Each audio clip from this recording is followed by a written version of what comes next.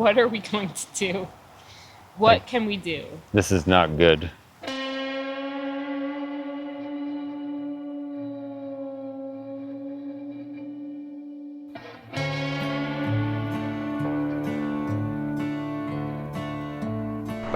By no means has he not had tough days out there, but he's getting into some of the tougher terrain on the whole AT. We know he's got the legs for it.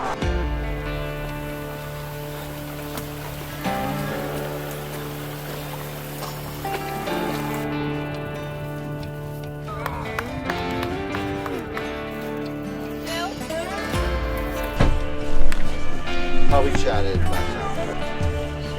But yeah. Wait, I'll be back. No, You guys each have 2 of John's flasks? yes. Yeah.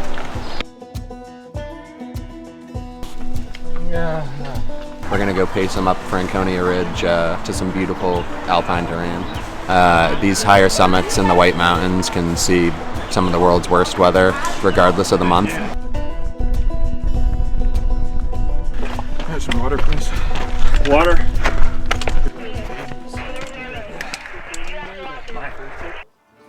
I really noticed a change in how he was moving when he was coming up Mount Washington yesterday.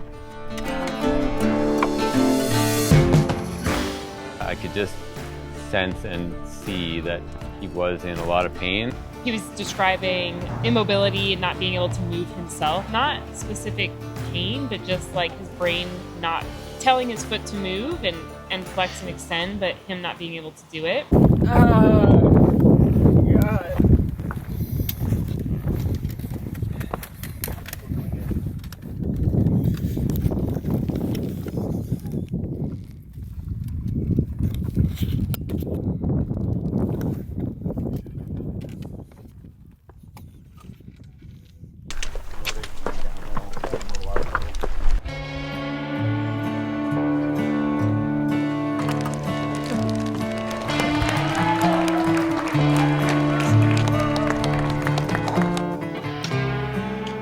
If I manually, like, does that hurt? That does. So Where'd you feel that? down. Where did that hurt? You know, maybe a 35, 40 mile day tomorrow makes more sense, and that keeps you right in the ball game. There were 2 tough descents today. I went up Mount Washington just fine, and it took me, what was it, 8 hours and 12 minutes to get down 50-minute miles. In my brain, I'm like, all right, who do we have in our network of people we've met through this adventure and through our own lives of like, who can guide us and give us advice? What are we going to do? What can we do? This is not good. Disappointing other people more than yourself. Hey, you're not. Dude, what you've done so far, the people you've brought together, the communities you've helped, the money you're raising, you haven't disappointed anyone. It's hard to watch a friend. It's hard to watch anybody suffer, but especially a friend when when we all know what he's done, and seeing him this deep into this crazy adventure, you know he is just doing nothing but suffering for so long now, and it's hard to watch.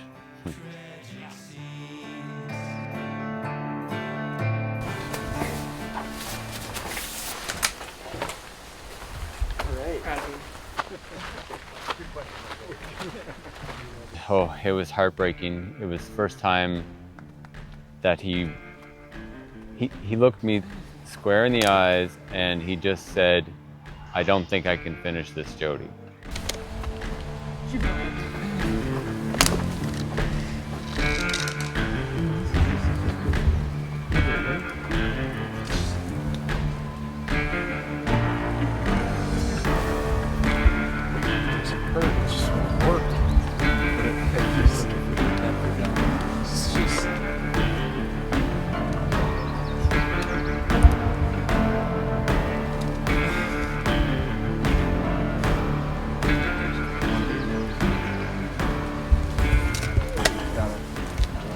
I can't do that all the way up.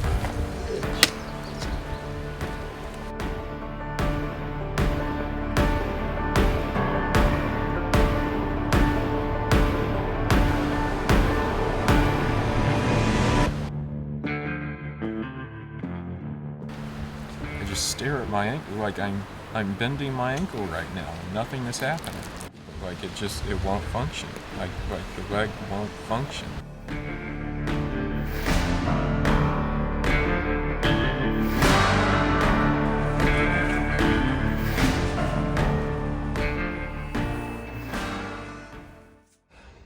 If I rest here today and wake up tomorrow and it's magically okay, if the outcome was certain, it wouldn't be worth it. That's right, yeah.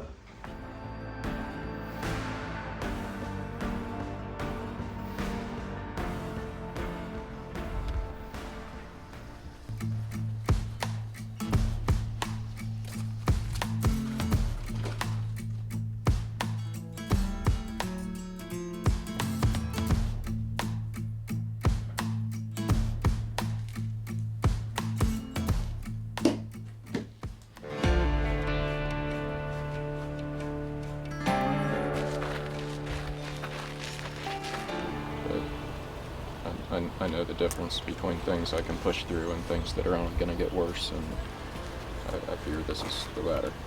So I really appreciate everyone coming out,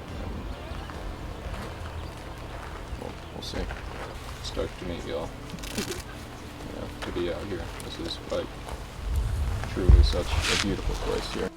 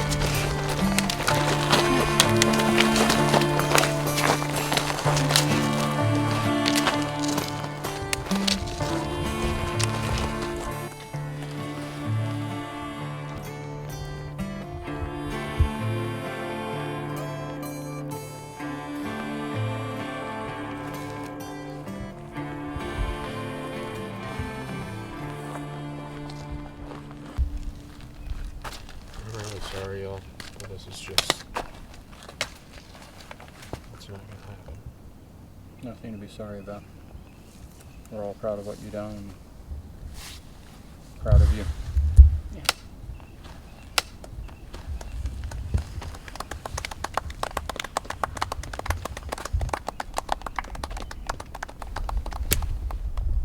Let's go back down.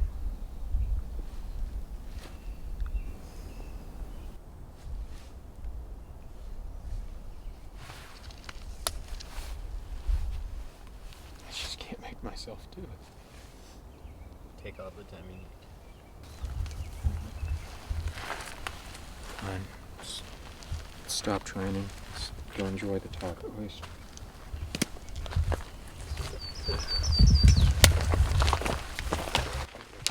Let's go check out this beautiful view. The sign is...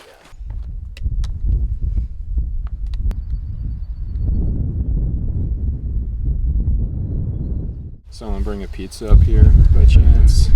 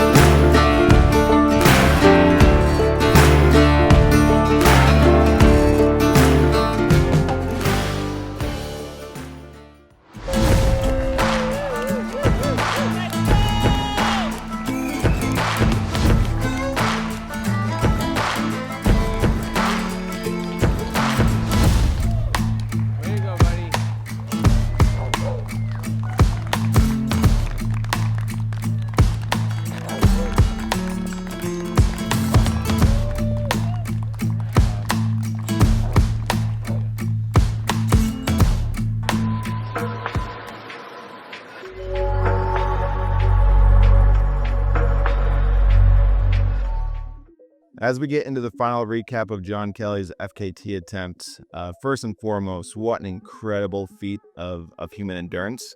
The numbers are incredible, so we want to take you through the most interesting numbers today.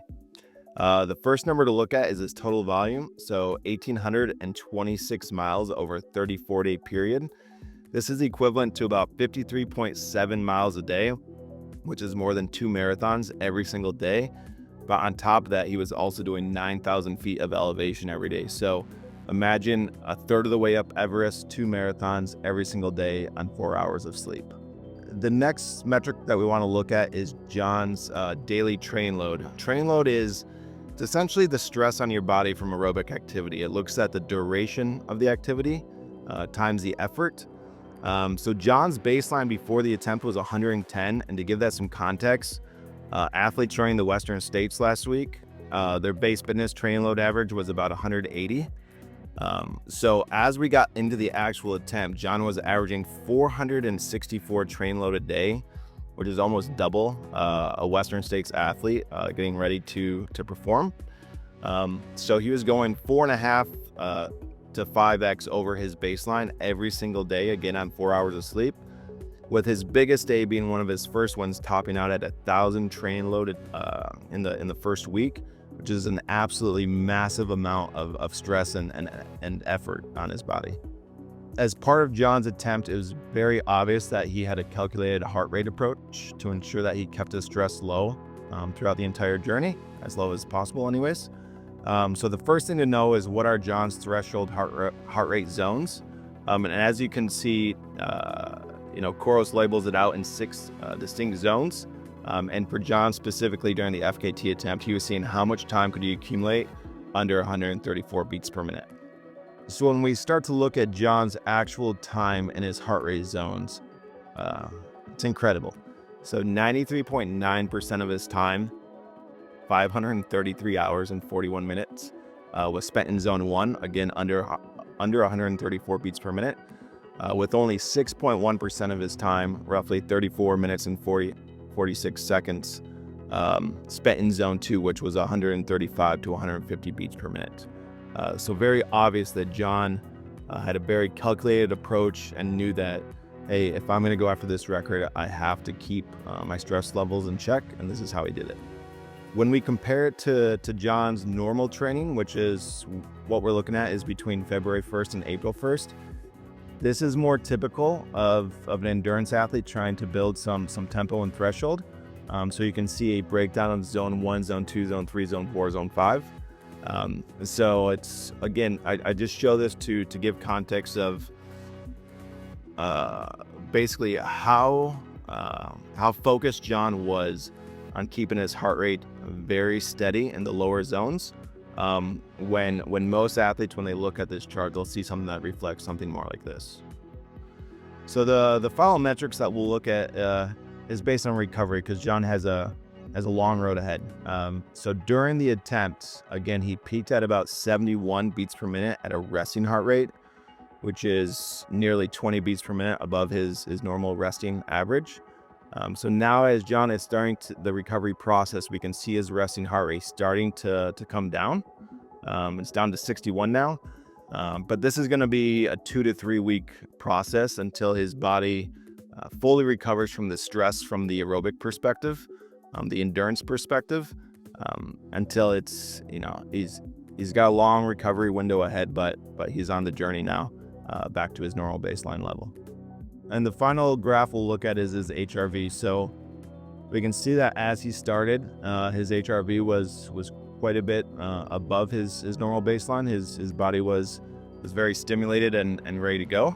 And then the natural trend downwards into just a very dark place. John was battling extremely hard, and is very impressive. So as he starts his recovery process, this is another metric that we'll look at. It's starting to get back to a base level, but again, probably a 2 to 3 week process before John, from a aerobic perspective, is feeling like himself again. We just want to say thanks to John for sharing his data, being very open to sharing this entire journey with all the viewers, the team at Coros, team at La Sportiva, everyone worldwide. It's very rare that we get to see somebody go for such an amazing human feat of endurance, such as this. As data scientists, it's something that we read about in textbook, But to be able to actually see this unfold live and see the mental strength, the toughness, and just the physical ability of John going on a historical trail, the Appalachian Trail, was amazing. So thanks again to John, the entire team. This has been a great journey. We'll see you soon.